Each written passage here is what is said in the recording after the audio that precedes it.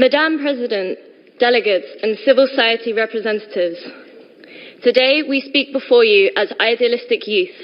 We are not ashamed of this fact.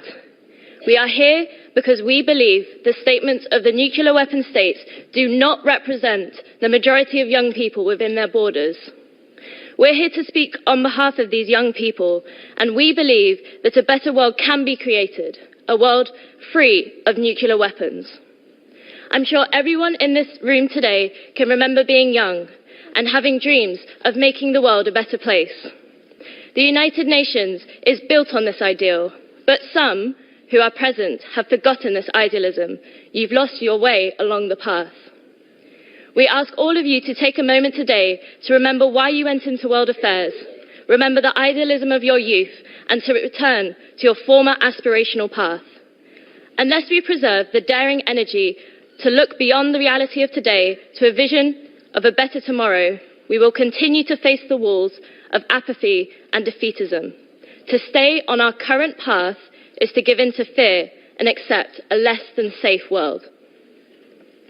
A nuclear attack would be devastating, and as Secretary General Ban Ki-moon reminded us, we only have to listen to the accounts of the victims of nuclear weapon use and testing to understand how no country could adequately respond. Unfortunately, keeping our heads in the sand is to continue to trust those that tell us that nuclear weapons keep us safe, that they will never be used again, and that they are a deterrent for other countries.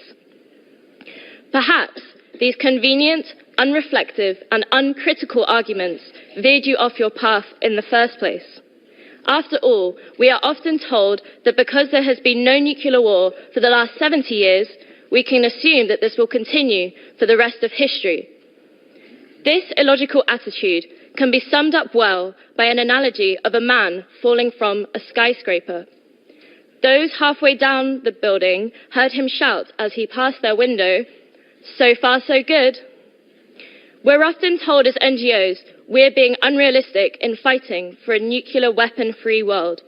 But in fact, basing world security on the so far, so good recipe, we see that it is the nuclear weapon states that are being unrealistic.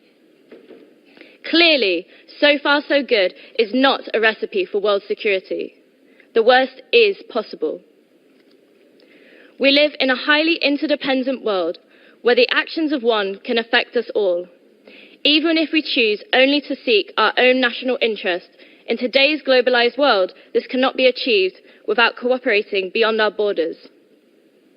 All of our actions have an effect, and this conference can either go down in history as just another review conference, or it can go down in history as the review conference which led to a ban on nuclear weapons. However, to achieve this requires real action, not just empty words and promises. Action, based on the shared trust and respect for our world, for each other, for the environment, and for humanity. Just as this conference can affect the whole of humanity, nuclear weapons used by anyone will have an immediate effect on everyone.